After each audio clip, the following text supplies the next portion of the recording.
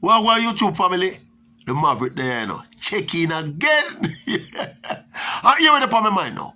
So, who did really think, say, be double, double, double, a double, double, double? All right, the double, double, back to back, Olympic champion. Elaine Thompson era. Who do really think Elaine Thompson era could have win our first non-Olympic title in a sprinting? And the Maverick no bigger up. No mad man. Big up Elaine Thompson era. The Commonwealth champion over 100 meters. Yeah, and right away, me I tell you say 10.95 is not a special time. The Commonwealth gold medal is not the most special medal. She never beat the most special field in the 100 meters neither. Me understand, so she start contesting 200 now. See? But she did what she had to do. She's now the Commonwealth champion and she's finally gotten that monkey off her back of not having any other title except the 4 individual Olympic titles. See? And Elaine deserves respect for that. Good, sir. But here with me now, my respect for you gone up a notch. For a different reason though. If you follow the journey of Elaine from last summer till now, from the Tokyo Olympics till now, it's been a tumultuous journey. Started in glory when she defend our back-to-back, when she defend our sprint double, our 100, 200 sprint double in Tokyo. Historic feat. And she did that. She put that in the books. Followed by the rocky part of the journey now, when she decided to move on from MVP and move on from Stephen Francis. I think 7 years she spent in that organization. Right? And she decided to move on. No, the right or wrong of it, or the wisdom or lack of wisdom in that decision, you're not going to convince some people and some people not going to convince me. We all have our different opinions on that. See, but that move was made. She moved from MVP, being coached by her husband, basically.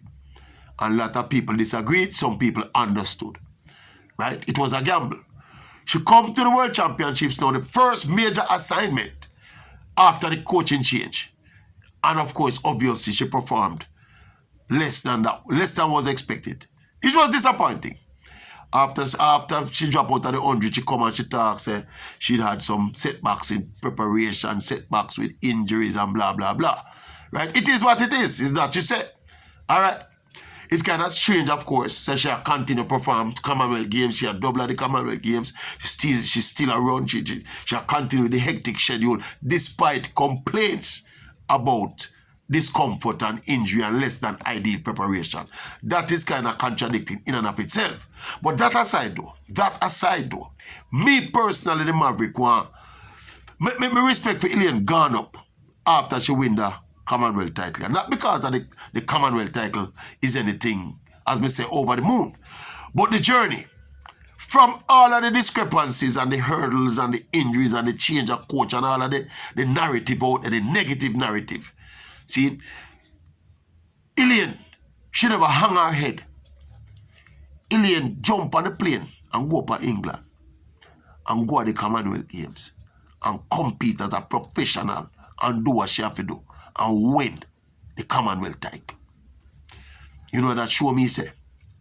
She has shown me now the real heart of a champion. Because the negativity surrounding Elaine, you know, and the fact that she leave MVP and underperformed at the World Championships, it was normal, you know. You have a section of people that almost rejoice, say Elaine go to the World Championship, go flop, you know.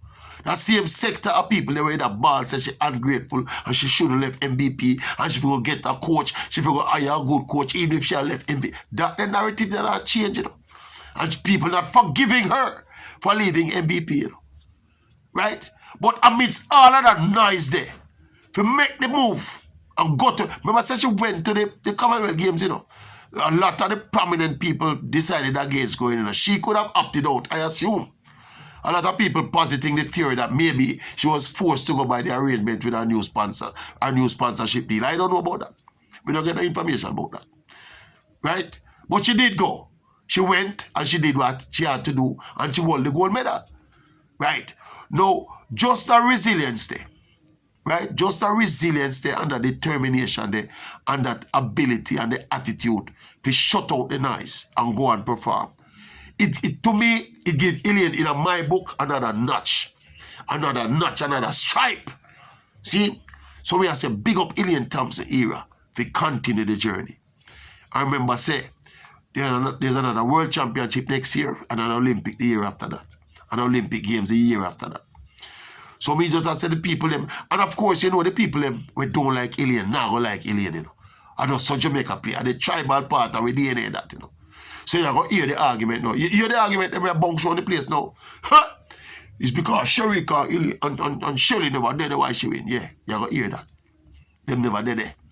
If them did it, then we'd have cope with the reality of them being there. See? But to be saying that is because them never did it. And the next one now, we are jump up now, around the place now, is that 1095. At the same time, Tina Clayton run in the world June, in the world under 20s, you know. That means that Tina and Elaine up on the same level now. It's them kind of waste argument, the people are positive about the place. But it's the nature of the sport, as me I talk to somebody this man and me I explain to them, say, look here, it's the nature of sport and the nature of rivalry and the nature of modern times where people, everything people say, I go drop all about the place and people are going to see it, you know. See, but you see that ability to shut out the noise and shut out the narrative, that is what separates the greats from the talented. And right now, Elaine Thompson here are trod the path of greatness, whether we don't like her or not. Yeah, so yes. Big up the back-to-back Olympic sprint double champion and now the Commonwealth Games 100 meters champion, Elaine Thompson, HERA. Who don't like it? Can't go bite it. You understand me? Me still kind of puzzled though, why Elaine run all the 200 though? Why she not going to shut down her season and go rest and recoup and come back? Come compete fresher next year. With all of the little niggles where she have and the little imperfections to her season and the preparation deficit to her season, why she not just shut it down though? Why she run a sprint double at the Commonwealth Games? These are the little things that make her the enigma that she is, you know. But, you know, it's not, me in our training camp, I don't know what the program dictates and what the obligations are and all them stuff. But we just find it strange. So she'll complain about the niggles and all the preparation and, you know, the discomfort and all them stuff. Yet, she'll push herself to go double at the Commonwealth Games. Eh? You know, the 200 meters against Christine Mboma, who me here say is back and sprightly with a point to prove. Anyway, YouTube family, yeah man, we have to say big up to Elaine same way. You understand me? Big up Elaine Thompson era. You do what you have to do.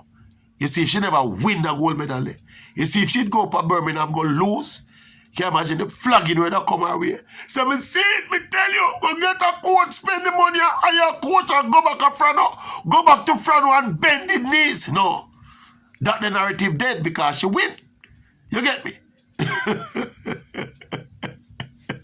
Anyway, it is what it is. YouTube family, tell me as usual. What do you think about what I think? Yeah, it makes sense?